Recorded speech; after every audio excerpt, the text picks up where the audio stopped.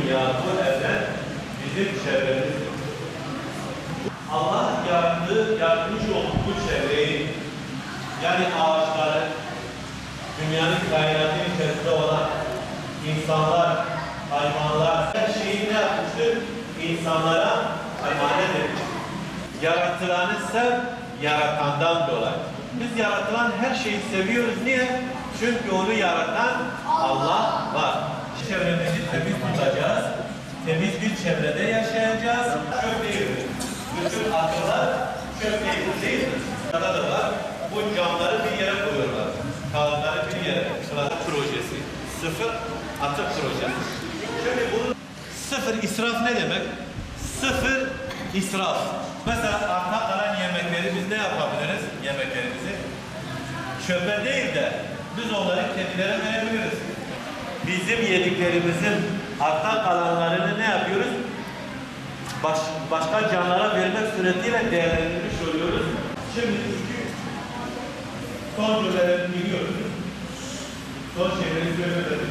Bütün insanlara iyi ve hoşgörüyle davranacağız.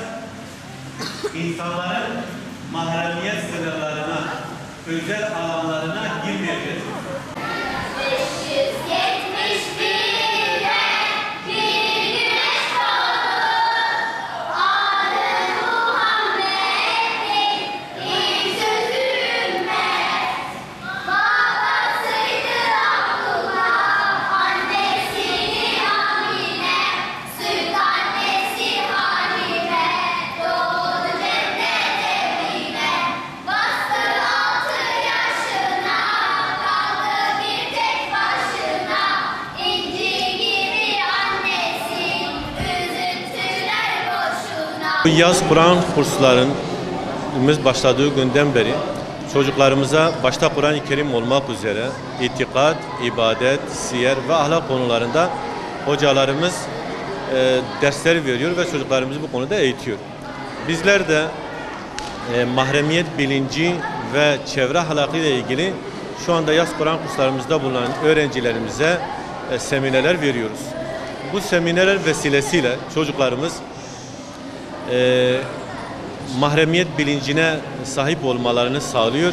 Dolayısıyla kendilerine ait olan sınırlarını tanıyarak hem kendi özel sınırlarını hem de başkalarının sınırlarını tanımak suretiyle mahremiyet konusunda daha titiz davranmalarını bu vesileyle sağlamış oluyoruz. Mesela çocuklara kendi bedenlerinin sahip olduğu alanın, yani gerek odaları, gerek sınıfları, çanta, bilgisayar veya telefon gibi özel eşyaları olduğunun, bunlara kendi izinleri olmadan başkalarının onların bedenlerine ya da eşyalarına dokunmaması gerektiğini, onları da aynı şekilde ilsiz davranmaması gerektiğini söylüyoruz. Bedenin ve canın Allah'ın kendilerine emanet olduğu ve bu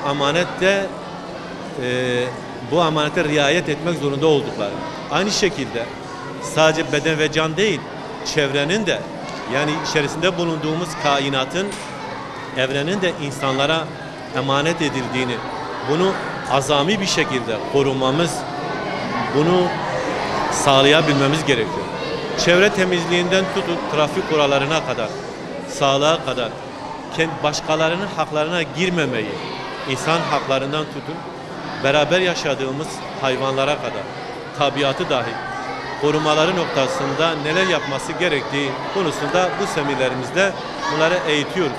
Tabii bununla beraber ana baba hakkıdır, komşu hakkı, arkadaşlık hakkı, hoca hakkı ve diğer haklar, onları da öğretmek suretiyle geleceğimizi emanet edeceğimiz çocuklarımızı bu şekilde dindar, ahlaklı, daha güvenilir ve sağlıklı nesiller olması noktasında elimizden geleni yapıyoruz.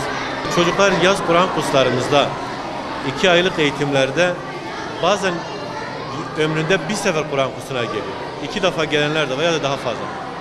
Kişi bazen Kur'an kursundan aldığı bilgilerle, dini bilgiler ya da ahlaki bilgilerle bütün hayatını ona göre yaşayabiliyor ve dışarıdan başka bir bilgi almadan da bu bazen olabiliyor. Onun için biz çocuklarımıza gereken önemi veriyoruz. Onların iyi insanlar, iyi nesiller, iyi Müslüman olmaları noktasında elimizden gelen çabayı sarf ediyoruz. İnşallah hayırlı olur. Burada Kur'an kursuna geliyoruz, Kur'an öğreniyoruz, namaz öğreniyoruz, dinimizi öğreniyoruz. Hocamız bizimle sohbet ediyor ve çok eğleniyoruz Kur'an kursunda. Evet, Kur'an kursuna gelin, Kur'an hükmedin, Allah'ın dediğini yapın. O Allah'a inanın, Allah tektir, birdir. Demek diyorum hocam. Burada ne öğreniyorsunuz? Burada Kur'an'ı öğreniyoruz hocam. Allah dedi, Kur'an'ı öğrenin diye biz de Kur'an'ı öğreniyoruz. Elif Ba'da harfleri öğreniyoruz. Allah'ın dediğini yapıyoruz hocam. Abdest alıyoruz, namaz kılıyoruz hocam. O Allah, Allah'ın imanın şartlarına uyuyoruz. Bir de İslam'ın şartlarına uyuyoruz. Herkesin gelmesini tavsiye ederim. Hello.